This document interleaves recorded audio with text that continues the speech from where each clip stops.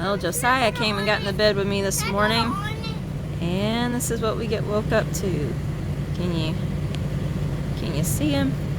Nice little tick bit on the back of his ear. This is a hold on. This is a tick twister. It scoops in. Can you see its mouth part sticking out? Two little appendages. People call it the head. You don't want that to get stuck in there, but it's actually more like Scrooge-shaped teeth. But anyway, so this scoops in between, and you just twist it because their little teeth things are actually like screws that twist in you. And this untwists it and pulls it out in one whole piece. And as a preventative, because we deal with Lyme and tick infections and know how bad it is, this is a natural antibiotic. It's a broad spectrum. It's got a whole bunch of stuff in it. It's specifically made for Lyme, but you can use it for all kind of things. It's gone through a liposomal process where it's able to actually, it's fat soluble and it can go intracellular, where most antibiotics and natural antibiotics for Lyme disease, they can't go intracellular, and so Lyme disease goes intracellular and can do a whole bunch of life processes there and hide from your immune system and hide from any treatment you're doing. So we'll put this on topically just as a preventative. Lyme disease can take anywhere from 2 days to 2 weeks, I believe is what it is, to go intracellular. And if you can stop it from doing that, from leaving the surface, then it won't be a problem. So we'll put this on for a few days topically to try to help it prevent from spreading into his body.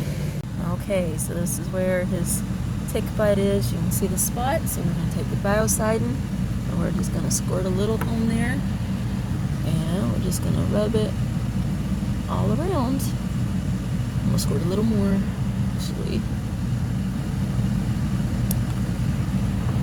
And just cover even past a little more, Mama. Okay, don't knock the camera. Yeah, that's enough. I got a lot on there right now. We're going to go past where that actual bite was. And, I need a lot, Mama. You need a lot? Yeah. Well, I gave you a lot, so we'll just rub that in. Actually, the last time I got Lyme, I got bit by a tick, and it was really bothering me. It was hurting and itching way more than a normal tick bite, and I was just kind of like, I don't know if this is something or not.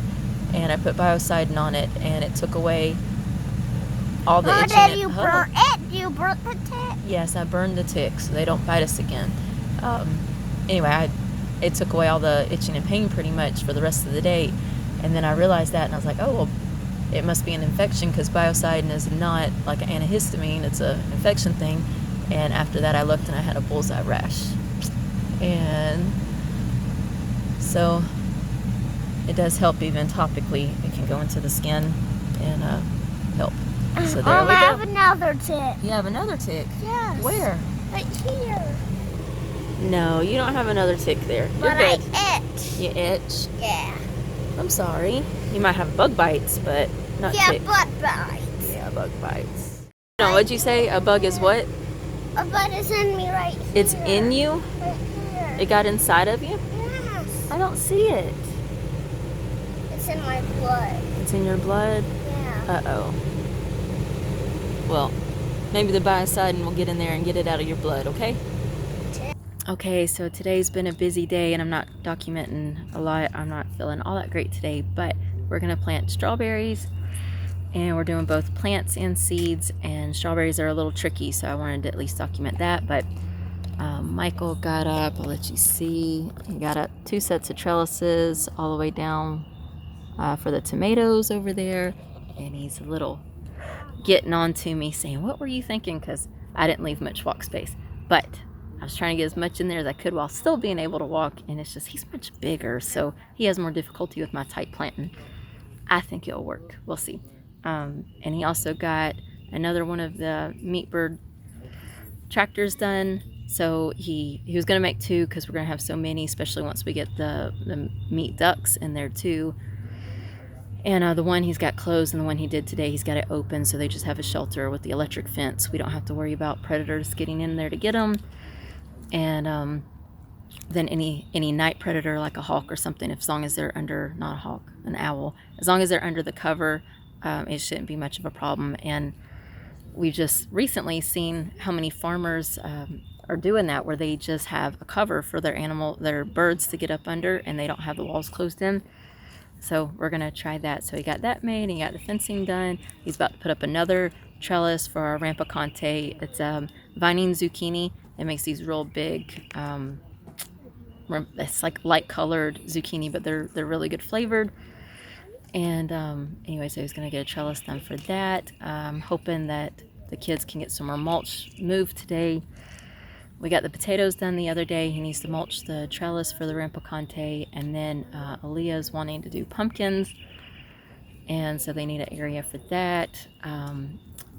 I bought some marshmallow, which gets kind of big, and I would kind of like to plant that if we can get space for it, but I won't want to plant it unless we have a mulched area. So we're thinking maybe when she does the area for the pumpkins, that she can make it big enough for a walkway and to put the marshmallow on.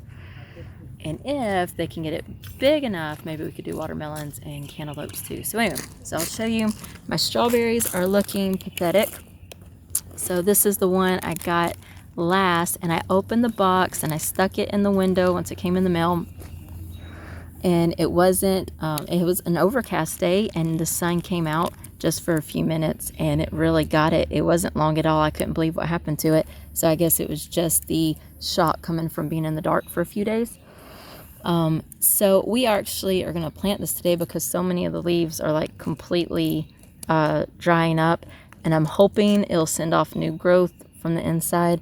And if it does, I'd rather them already be out here and not be babied, so that they can just take the full sun. So this was the first set of strawberries that I got, and it was kind of similar. It was an overcast day when we got them. We put them up in the window, and actually it was a few days of overcast, and I didn't think about them.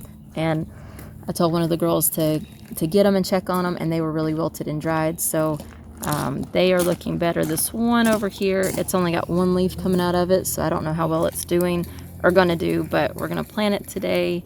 It's not want to focus on it. Plant it today, and anyway, it's tolerating all the sunshine in the windows now, so it should be fine. It's supposed to rain or be overcast all this week. So we got these white strawberries we're gonna plant. And when you plant strawberry seeds, let's see if it'll focus. There we go. You can start them inside 4 to 8 weeks prior to your last frost, or you can plant them out at the time of your last frost, which is what we're doing. And you are not allowed to you can't let the soil dry out. Don't bump my arm for a second, Micah. And you just barely cover them, so that's hard to do because they'll dry out so easily with the sunshine. So I definitely was glad about the weather this week, that it's supposed to be overcast, and so it'll be easier it's either raining or overcast, to keep them from drying out. So then we got the 200 seeds from Greece for the Old North Sea strawberry, which is actually the same as this plant here that I got. So glad I got the seeds too. And then I got this Regina alpine strawberry, and it's supposed to be really good. Alpines are smaller. Both of these, the white sole is an alpine too, and they usually don't send off runners.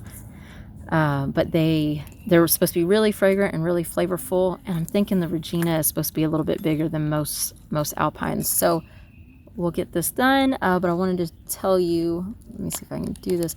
When you plant strawberry plants, you have to be really careful not to get, and this goes for plants or root, you don't plant, let me see if I can get one out. When you put them in the dirt, you can't let the dirt get higher than what the dirt is on here. And so when you plant the roots, if you get bare roots, you only put the roots, you leave the crown above the ground. If you get dirt on the crown or above this dirt level here, the plants will die. And if you don't get it to the crown on the bare roots, they'll die. So you got to get it just right covering the roots and right at the crown, but below the crown, so it doesn't die. So that's a little bit tricky with strawberries. We planted a whole bunch one year, and all but one of them died. And I actually thought we planted them right, so I don't know if it was just what we got wasn't right, but I was pretty sure we planted them right. But anyway, that's something you got to be careful on, so we'll be careful on that with these, but also with the seeds, you got to barely cover and make sure they don't dry out. So they're a little tricky, but hopefully the weather will be right, and we'll have good germination and good harvest.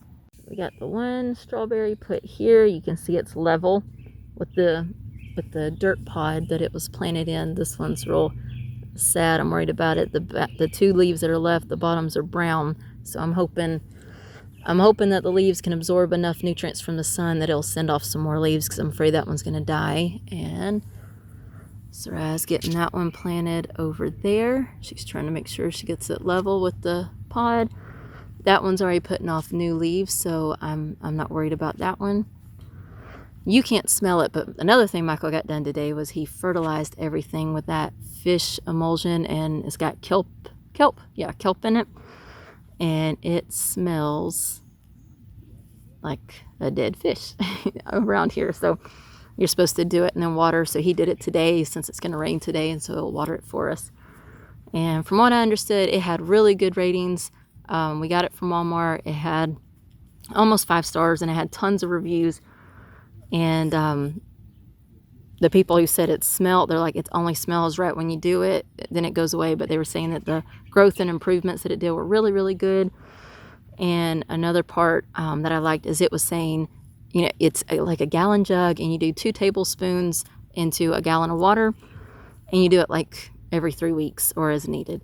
Where all the other things were like, it was a pound, and you use 3/4 of a pound to a gallon of water, and you do it every week or 2. And so it's like, this was going to last a lot longer and be more cost effective, and it has all the micronutrients from the kelp and everything. So I thought that was really good way. So that third one that she just planted, it's also got new leaf growing out of it.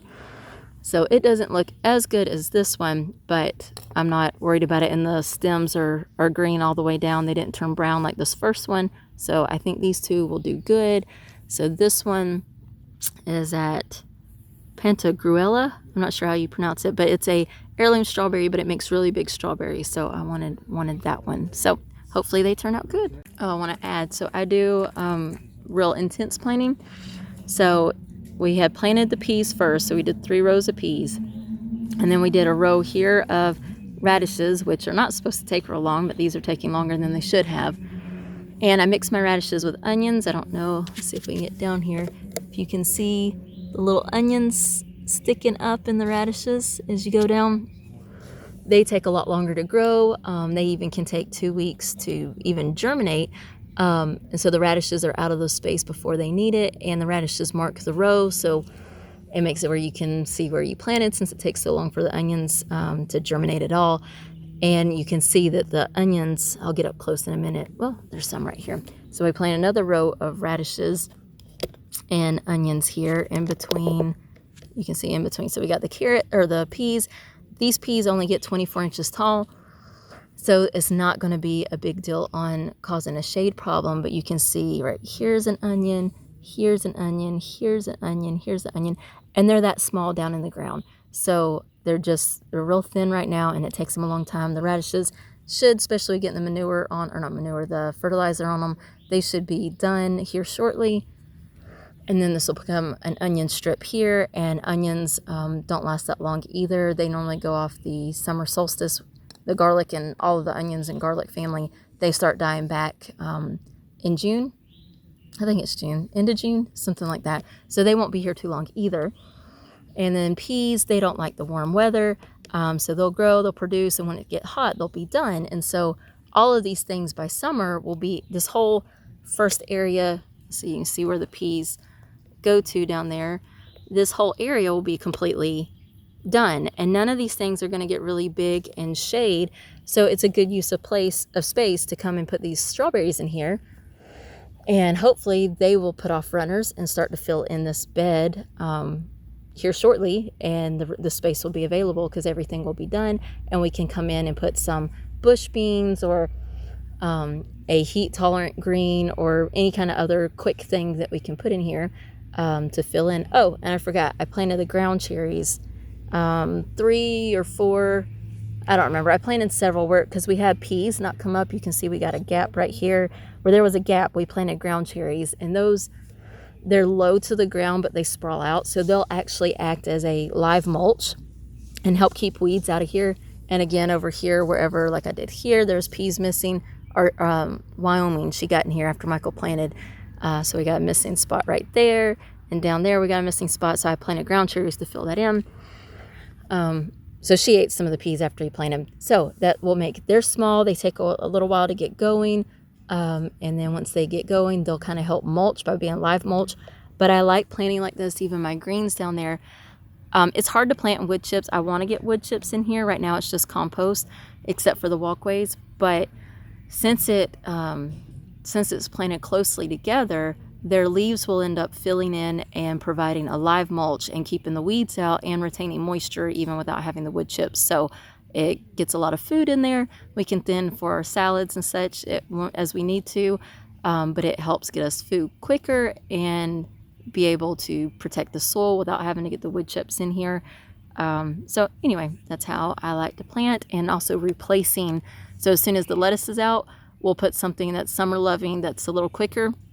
So we have time to get it in here. We'll fill in with that as we eat the beets, or as we eat the carrots, or eat the radishes, whatever. We'll replace it and keep it going. And anyway, so this bed, it may not look like much, but it's going to provide a whole lot of food. So we're getting the strawberry seed area ready. She pulled back the mulch and now putting the compost in. So we get the benefit of the mulch, but we don't get the hardship of planting in it. And we're doing 12-inch spacing. And you're gonna do alternate the red and the yellow. I think so. So she's gonna do like red, yellow, and alternate it up top. So she'll have a pretty little checkerboard design in the garden. So for us, our garden tool is 12 inches. So on center, it's one garden tool. So it's an easy way to keep up with it. All right, here's the yellow strawberry seeds. You see how tiny those are? We're gonna try to put 3 in a hole, and she's just gonna get like 3 on her finger and just smush it into the dirt a little bit, or the compost a little bit, and then just barely, she's struggling to get her 3. You doing that side? And then just smush it in a little bit and barely smear a little bit of dirt on top of it, because it's supposed to be barely covered. That's hard since my hand's wet. And your hand's wet, so it makes it hard. So this might take a while.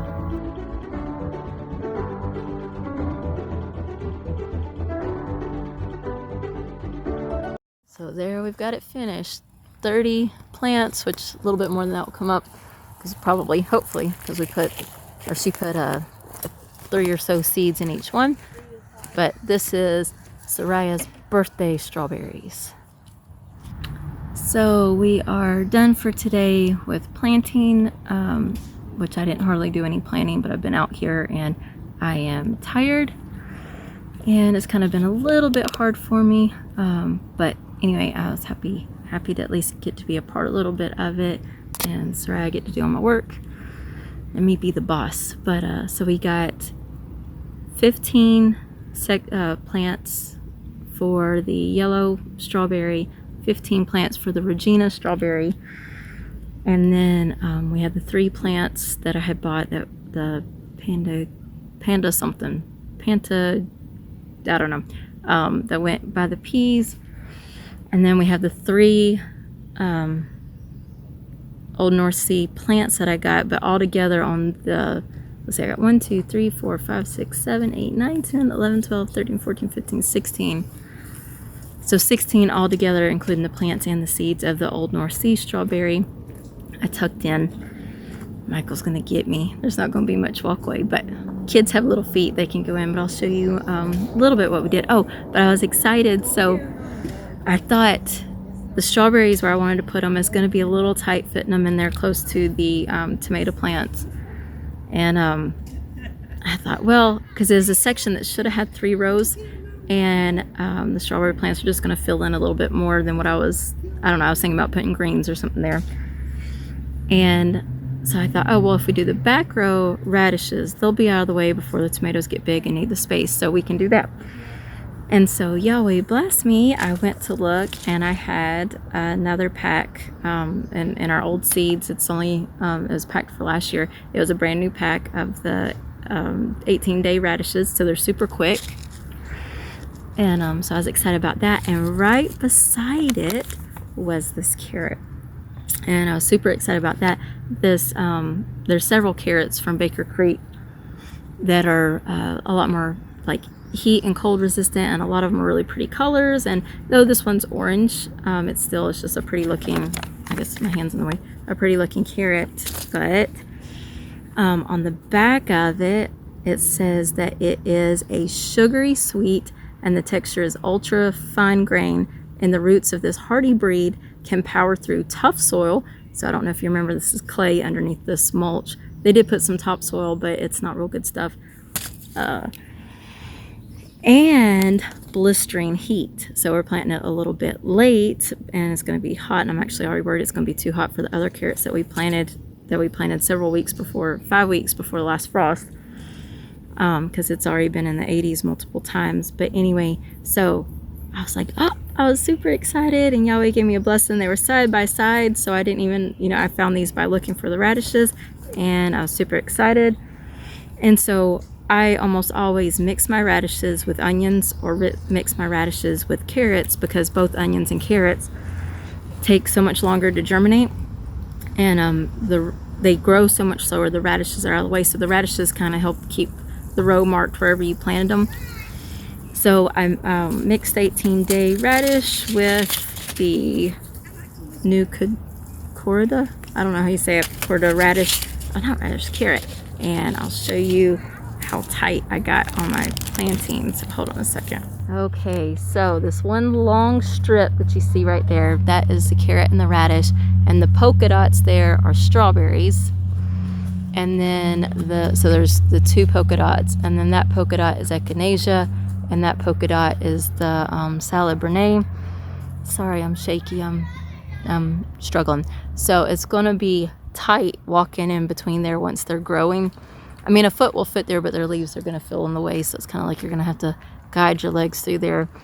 And then over here, the tomatoes, for the most part, they're not really straight, but for the most part, there's one right, let me see where my finger is on the, I'll just show you.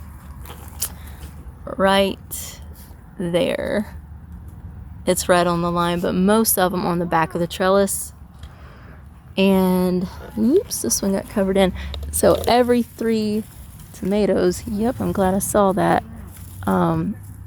We've got, I don't know if you can see, we got basil planted. And so the basil's on the front.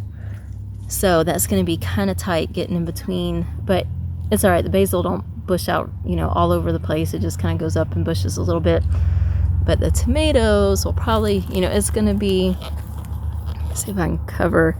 So I got a tomato right there. I don't know if you can see where I'm pointing in the thing. It's on the other side.